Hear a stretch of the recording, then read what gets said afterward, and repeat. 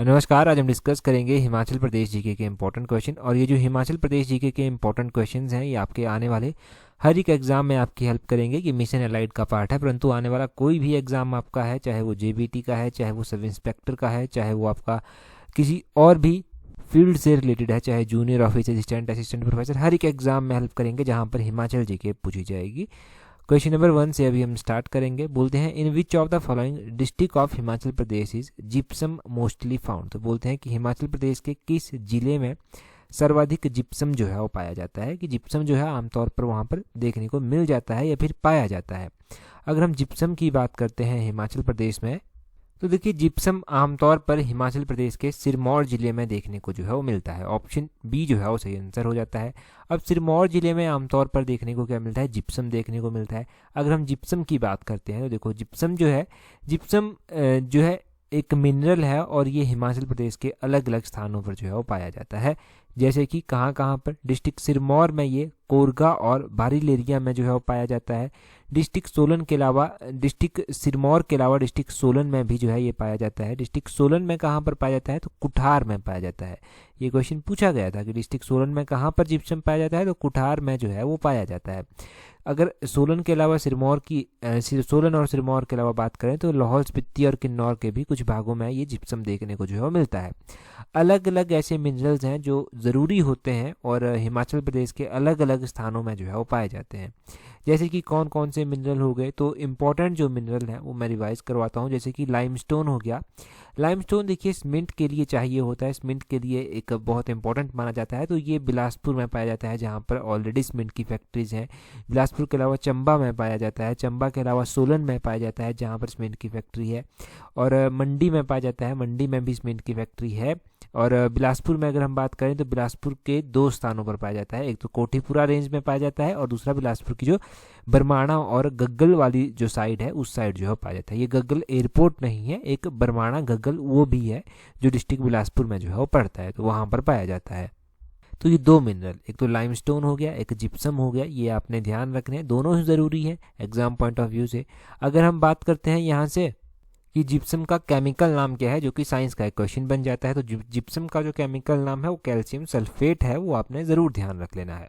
अगला क्वेश्चन देखते हैं। अगले क्वेश्चन में क्या बोलते हैं, मोस्ट इंपॉर्टेंट क्वेश्चन है। बोलते हैं near which of the following lake Nag temple is located. अब देखो जिन्होंने तो देखी है गिरिराज की पत्रिका, वो शायद इस अगर फाइनल एग्जाम में क्वेश्चन पूछा जाता है तो डेफिनेटली इस क्वेश्चन को सही टिक कर आएंगे। बोलते हैं कि निम्नलिखित में से किस झील के समीप जो है वो नाग मंदिर जो है वो स्थित है। तो नाग मंदिर जो है वो किस झील के समीप स्थित है, देखो नाग मंदिर जो है वो खजियार झील के समीप स्थित है। ऑप्शन सी सही आंसर है। मैंने क्यों कहा गिरिराज पत्रिका के बारे में, गिरिराज पत्रिका के बारे में मैंने इसलिए कहा क्योंकि खजियार झील जो है वो डिस्ट्रिक्ट चंबा में पड़ती है। गिरिराज पत्रिका में हमने इसकी कहानी डिस्कस की थी कि एक खाजी नाग थे, तो खाजी नाग के साथ जो था वो कहानी हमने लिंक की थी, वो शायद आपने देखी होगी गिरिराज पत्रिका में। तो खाजी नाग के नाम को जोड़कर ही जो था वो खजियार नाम जो था वो पड़ा था, ये आप जाने। ये पूरी इसकी देख लीजिए, कहानी तो नहीं है परंतु इसकी हिस्ट्री है। 12वीं सेंचुरी में ये बना था खाजी नाग टेम्पल। एंशियंट टेम्पल है, टेम्पल जो है वो डेडिकेटेड है खाजी नाग को। और खजियार जो है यहीं से इसका नाम डिराइव किया जाता है। खजियार झील भी है, यहाँ पर डोम शेप में जो है वो ये टेम्पल स्थित है, और पांडवों और कौरवों की मूर्तियाँ यहाँ पर जो है वो देखने को मिल जाएंगी। और आइडल है यहाँ पर, जो मूर्ति है यहाँ पर वो शिवा और हडिम्बा माता की जो है वो मूर्ति है। ये जो है वो सारी इसके बारे में जानकारी है। तो ये तो खजियार के बारे में हो गया। खजियार के बारे में और भी कुछ आप जान सकते हैं क्या, यहाँ से बिल्कुल जान सकते हैं। खजियार एक झील है जो कि डिस्ट्रिक्ट चंबा में पड़ती है। खजियार के अलावा डिस्ट्रिक्ट चंबा में आपने ध्यान रखना है और भी लेक्स स्थित हैं, जैसे कि कौन कौन सी। डिस्ट्रिक्ट चंबा में घड़ासरू झील स्थित है, डिस्ट्रिक्ट चंबा में मणिमहेश झील स्थित है, चमेरा झील स्थित है, महाकाली झील स्थित है, लामा झील स्थित है। तो ये सारी झीलें कहाँ पर स्थित है, डिस्ट्रिक्ट चंबा में जो है वो स्थित है। तो चंबा की ये झीलें ज़रूर ध्यान रखें। और खाजी नाग से डिराइव किया गया खजियार का नाम, और खजियार झील के समीप भी जो है वो खाजी नाग का मंदिर भी है, ये आपने ध्यान रखना है। ये कहानी मैंने पूरी एक गिरिराज पत्रिका में डिस्कस की थी, वो देख लेना, शायद फरवरी महीने का पार्ट था वो। अगला क्वेश्चन देखते हैं हमारे पास क्या है। अगले क्वेश्चन में बोलते हैं विच गवर्नर जनरल स्टेज की स्पेलिंग गलत हो गई है यहाँ पर। बोलते हैं stage at Shimla for the first time. तो बोलते हैं कि कौन सा गवर्नर जनरल शिमला में पहली बार ठहरा था। देखो शिमला में पहली बार जो गवर्नर जनरल ठहरा उसका नाम था Lord Amherst. Lord Amherst option C जो है वो सही आंसर है, ये उसका नाम था। अब ये शिमला में पहली बार आकर ठहरा था। इसी तरह से बहुत सारे गवर्नर जनरल आए जो शिमला के साथ डायरेक्टली इनडायरेक्टली जो था वो जुड़े थे। लॉर्ड एमहर्स्ट से ही स्टार्ट करते हैं। ये 1827 में जो था यहाँ पर आए थे, इन्होंने विजिट किया था। इनके बाद या फिर इनके अलावा कौन कौन से आए थे, तो लॉर्ड ऑकलैंड थे, इन्होंने 1838 में जो था वो शिमला विजिट किया था, लॉर्ड ऑकलैंड ने। ये आपने ध्यान रखना। आपने साथ में ध्यान रखना है कि इसके अलावा लॉर्ड कैनिंग ने भी जो था वो शिमला विजिट किया था, लगभग 1860 में जो था वो इन्होंने यहाँ पर विजिट किया था। और लॉर्ड एल्गिन भी आए जो पहली बार आकर पीटरऑफ में जो था वो रुके थे। लॉर्ड कर्जन आए। लॉर्ड कर्जन ने कालका शिमला रेलवे लाइन जो थी इसका उद्घाटन जो था वो इन्होंने किया था। इसके चीफ आर्किटेक्ट थे एच.एस. हैरिंगटन। और ये जो कालका शिमला रेलवे लाइन है इसको हेरिटेज लिस्ट में भी जो है वो शामिल किया जा चुका है। इसी से रिलेटेड और इससे सारी रिलेटेड जो जानकारी थी ना वो हमने एक आर्टिकल में पढ़ी थी, एक न्यूज़ में आया था गिरिराज, एक न्यूज़ में आया था जो हमने टेलीग्राम पर आपके साथ शेयर किया था कि ये जो हेरिटेज शिमला कालका रेलवे लाइन है इसको संजोए रखने के लिए, परंतु यहाँ पर इलेक्ट्रिफिकेशन की जानी है, तो बहुत जो मिशन यहाँ पर बन रहा है वो ये बन रहा है कि इसका हेरिटेज जो पार्ट है उसको भी संजोए रखें और इसकी जो है विद्युतीकरण भी हो जाए। तो वो हमने पढ़ा था, उसमें सारा दिया गया था कि कब इसको जो था वो ऐड किया गया था यूनेस्को की हेरिटेज लिस्ट में। तो आप कमेंट करके आप ही बता दीजिए। महात्मा गांधी जी जो था ये भी शिमला बहुत बार आते रहे। महात्मा गांधी जी ने पहली बार अगर शिमला की कभी यात्रा की, पहली बार जो शिमला ये आए थे ना, तो अराउंड अगर आपसे पूछा जाए ना तो ये 1921 ईयर में आए थे और महीना था मई का महीना और डेट थी 12 मई 1921 को महात्मा गांधी शिमला आए थे। लॉर्ड रीडिंग के साथ मिलने के लिए ये आए थे। ये रुके कहाँ पर थे आकर, शांति कुटीर नामक एक भवन है जहाँ पर ये रुके थे। शांति कुटीर में रुके थे। ये समर हिल शिमला में जो है वो भवन है। तो ये सारा विजिट हो गया। हम गवर्नर जनरल से हमने स्टार्ट किया था, महात्मा गांधी जी तक हमने जो था वो सारा जान लिया। अगला क्वेश्चन देखिए उससे पहले जान लीजिए कि हम बहुत ज़्यादा क्वेश्चन डिस्कस करें ना, उससे बेटर है कि हम डेली थोड़े थोड़े क्वेश्चन डिस्कस करके ना उन्हीं को अच्छे से रिवाइज करें।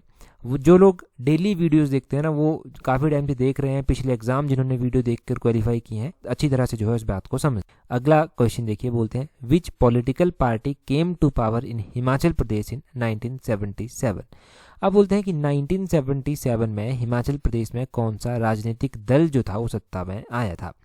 अब शायद आपने अनुमान थोड़ा सा लगा लिया होगा कि 1977 में जो था वो कौन सा दल यहाँ पर। अब ये 1977 इतना इंपॉर्टेंट क्यों हो जाता है ये भी जानेंगे, पहले आंसर देख लीजिए। तो 1977 में जनता दल जो था वो सत्ता में आया था। 1977 में आपातकाल का दौर था। आपातकाल के चलते जो था वो 1977 अप्रैल के महीने में डॉक्टर यशवंत सिंह परमार को अपना त्याग पत्र जो था वो देना पड़ा था। उनके स्थान ठाकुर रामलाल जो था वो मुख्यमंत्री बन भी जाते हैं। परंतु सिनेरियो इस तरह से रहा कि 1977 फिर से इलेक्शन हुए और 1977 में जो था उस टाइम हिमाचल प्रदेश के राज्यपाल अमीनुद्दीन अहमद खान हुआ। इन्होंने पहली बार जो था वो गैर कांग्रेसी सरकार को जो था वो शपथ यानी कि सरकार बनाने के लिए जो था वो इनवाइट किया था। और गैर कांग्रेसी सरकार जो थी ये थी जनता दल की सरकार। इसको लीड कर रहे थे शांता कुमार जी। शांता कुमार जी जो कांगड़ा जिले से हैं और एमपी भी वहां से रह चुके हैं। एमएलए तो थे ही तभी वो मुख्यमंत्री बने, परंतु एमपी भी वहां से रहे तो ये बने थे। परंतु शांता कुमार के लिए भी जो था सरकार बनाए रखना बहुत मुश्किल। पार्टी के बीच में ही लड़ाई हो गई और विधायक नाराज भी चल रहे थे। तो केंद्र में आपसी जो अहम थी यानी कि मैं सभी में था ना उस टाइम, नई नई पार्टी के तो सब राजा ही बनना चाहते थे। जनता पार्टी को उसका सामना करना पड़ा और पार्टी जो था वो डूब। और फिर से एक बार इलेक्शन होते हैं 1980 में। ये लोकसभा के इलेक्शन थे और लोकसभा के इलेक्शन में जो था वो कांग्रेस को भारी जीत जो था वो मिली थी। उस दौरान इसका प्रभाव केवल और केवल सेंटर तक सीमित नहीं रहा। हमारा जो हिमाचल था छोटा सा प्रदेश वो भी इससे छूता नहीं रहा। और 1980 में एक बार फिर से जो था वो सरकार बनाई गई और इस बार जो था वो सरकार बनाई गई थी रामलाल ठाकुर जी के द्वारा। रामलाल ठाकुर जी ने जो था वो सरकार बनाई और 1980 से 1983 तक इन्होंने जो था वो सरकार बनाए रखी। ये सरकार चली रही। उसके बाद 1983 में और 85 तक 1983 से 85 तक जो था वो वीरभद्र जी जो था वो आ गए थे। क्योंकि 83 में ना कुछ दौर ऐसा रहा कि हिमाचल प्रदेश में जो ठाकुर रामलाल थे उनको सत्ता छोड़नी पड़ी। छोड़नी क्यों पड़ी? क्योंकि बहुत सारे लोग उनके अगेंस्ट हो गए। बहुत सारा सिनेरियो होता है जो एग्जाम पॉइंट ऑफ व्यू से ज़रूरी नहीं है।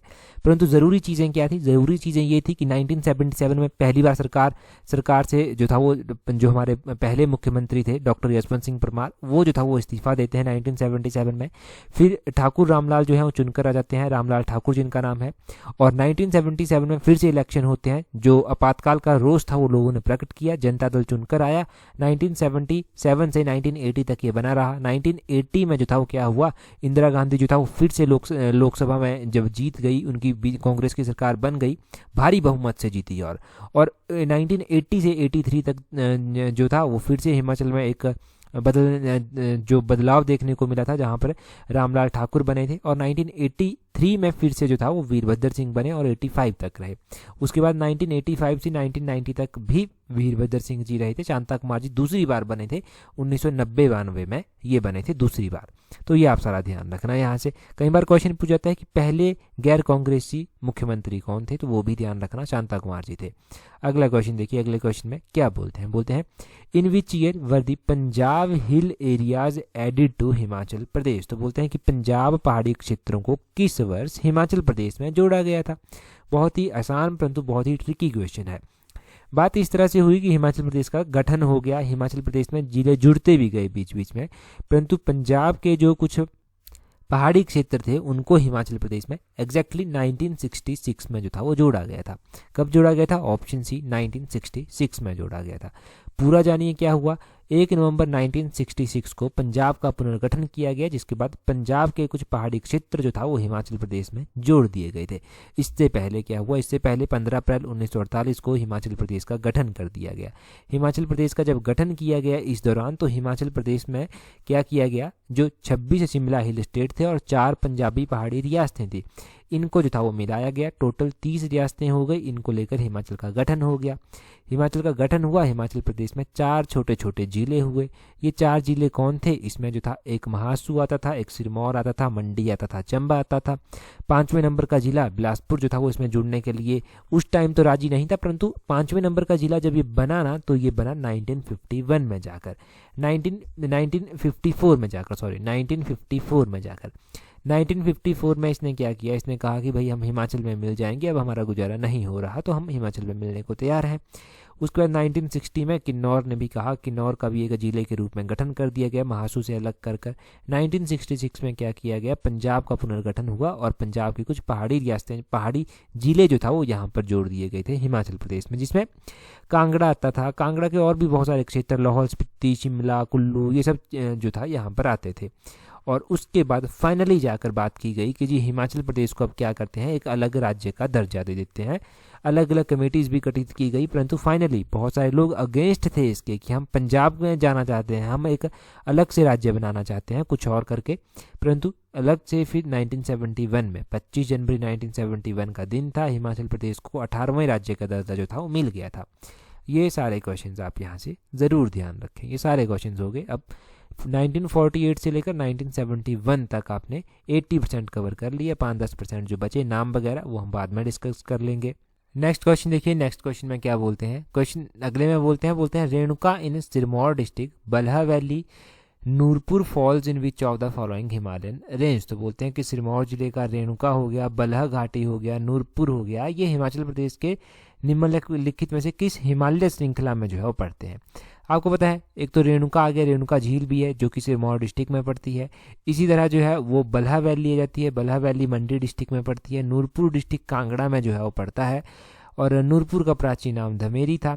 अब देखिए ये कौन सी रेंज में जो है वो पढ़ते हैं? ये पढ़ते हैं सारे के सारे आउटर हिमालय में। ऑप्शन ए जो है वो सही आंसर है, आउटर हिमालय में पढ़ते हैं। ये जो आउटर हिमालय की रेंज है इसको शिवालिक रेंज भी कहा जाता है और शिवालिक रेंज के अलावा शिवालिक रेंज को भी जो है वो मानक पर्वत के नाम से जो है वो जाना जाता है। मानक पर्वत के नाम से जाना जाता है। जो शिवालिक है इसका एल्टीट्यूड 1350 मीटर से 1500 मीटर के बीच में वेरी करता है। अब यहाँ पर देख लीजिए कि इसमें कौन कौन से पार्ट पड़ते हैं। फेमस जो एरिया कवर करता है ये जोन, ये पोंटा वैली हो गया, जो नाहन तहसील हो गया, पच्छाद रेणुका का हो गया और सिरमौर डिस्ट्रिक्ट के ये सारे हैं। बल्हा हो गया, जोगिंद्रनगर हो गया, ये मंडी के हैं। डिस्ट्रिक्ट कांगड़ा का नूरपुर हो गया, देहरा, ज्वाली, पालमपुर, ये सारी तहसील जो है यहाँ पर आती हैं। डलहौजी हो गया, भटियात हो गया, चुराहा हो गया, चंबा, चंबा का, ये सारे जो है यहाँ पर पड़ते हैं, इस रेंज में जो है वो आते हैं। और मुख्य रूप से आपने ध्यान रखना है कि ऊना जो है वो मुख्य रूप से यहाँ पर पड़ता है, ठीक है। ऊना डिस्ट्रिक्ट भी जो है वो यहाँ पर मुख्य रूप से शिवालिक रेंज में ही आता है। शिवालिक के अलावा धौलाधार के बारे में पूछा जाए कि तो धौलाधार पर्वत को मौलाक पर्वत के नाम से जाना जाता है। ग्रेटर हिमालय के बारे में ध्यान रखना है कि ग्रेटर हिमालयन रेंज भी है, जिसकी हाईएस्ट पीक जो है वो शिल्ला पीक जो है वो आती है, जो कि डिस्ट्रिक्ट किन्नौर में आपके पड़ती है। तो ये हो गया जी यहाँ से इंपॉर्टेंट। अगला क्वेश्चन देखिए क्या बोलते हैं अगले क्वेश्चन में बोलते हैं यहाँ पर which ancient sage is worshipped in Bilaspur district of Himachal Pradesh. तो बोलते हैं जी कि हिमाचल प्रदेश के बिलासपुर जिले में किस प्राचीन ऋषि होगा, यहाँ पर ऋषि की पूजा जो है वो की जाती है। प्राचीन ऋषि जिनकी पूजा बिलासपुर में की जाती है वो है मार्कंडेय ऋषि। मार्कंडेय ऋषि ऑप्शन ए सही आंसर है। मार्कंडेय ऋषि का मंदिर भी है, मार्कंडेय ऋषि का मेला भी होता है। ये कहाँ पर है, ये जुखाला से थोड़ा सा आगे और घाघर से थोड़ा सा पीछे, ये जुखाला और घाघर के बीच में है मार्कंडेय। और ये जो है जैसे लोहड़ी से पहले जो है लोग यहाँ पर स्नान करने के लिए जाते हैं, ये पवित्र माना जाता है। यहाँ पर जो है मेला लगता है, तो पूछ लेते हैं कि कहाँ पर लगता है ये मार्कंडेय मेला, तो ये जो है वो जुखाला में जो है वो लगता है। जुखाला या फिर बिलासपुर डिस्ट्रिक्ट में आप कह लीजिए। बिलासपुर डिस्ट्रिक्ट में आज का नलवाड़ी का मेला जो है वो लगा हुआ है।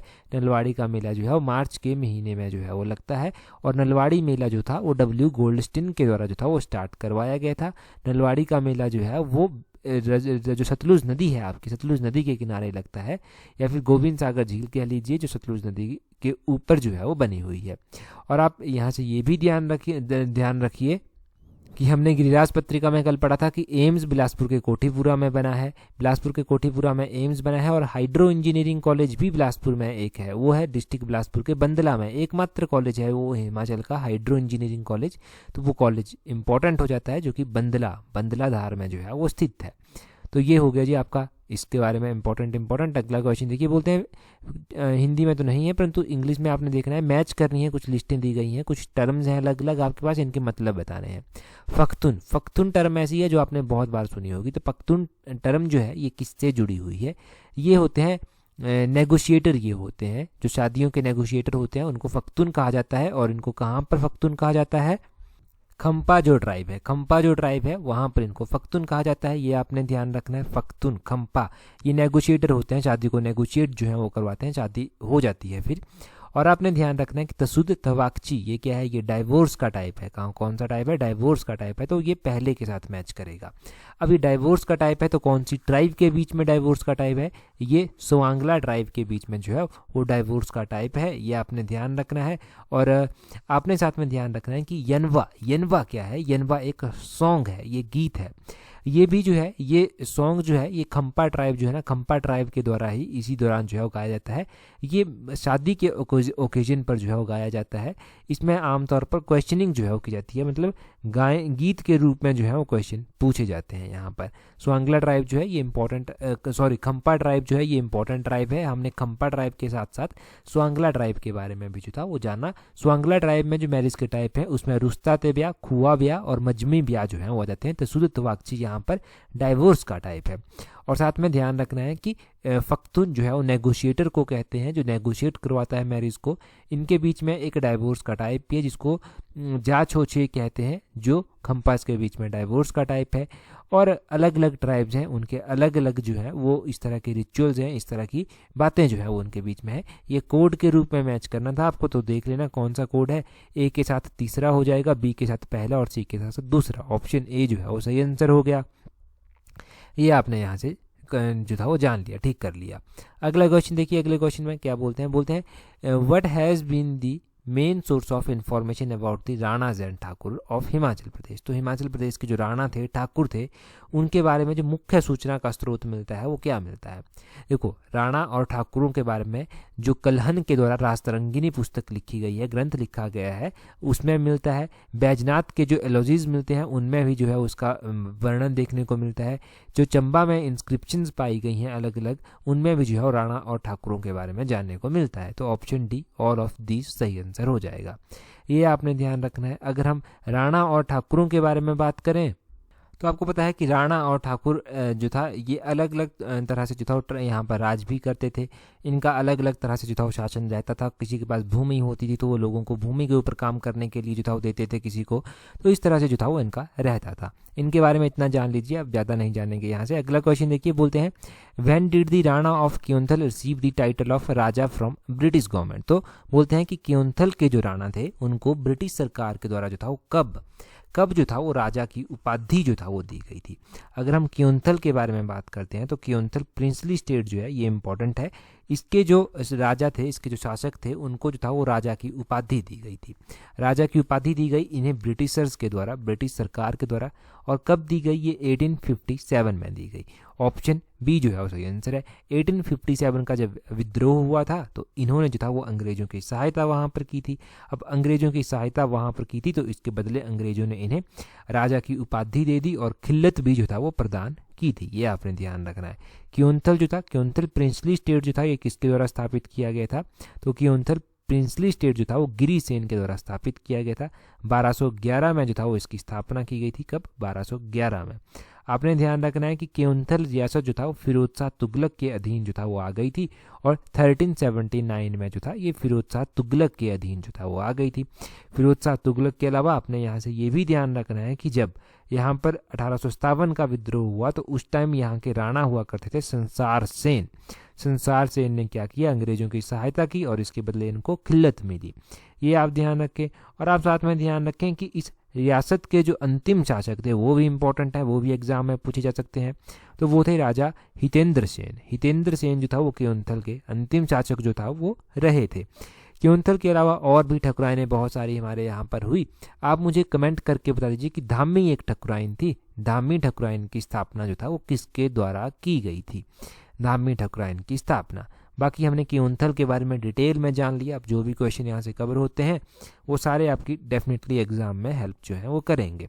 अब देखिए, अगर आपने पहले तो टेलीग्राम पर हमें ज्वाइन नहीं किया है तो टेलीग्राम पर ज्वाइन करने के लिए अपने टेलीग्राम से @allexam31 सर्च करना, टेलीग्राम चैनल मिल जाएगा।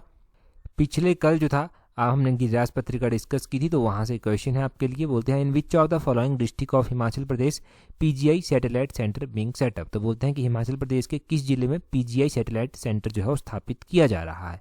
तो हमने गिरिराज पत्रिका में पीजीआई, एम, फुल फॉर्म इनकी सब जाना था। आप कमेंट करके जल्दी से बता दीजिए कि कहाँ पर ये स्थापित किया जा रहा है हिमाचल प्रदेश में।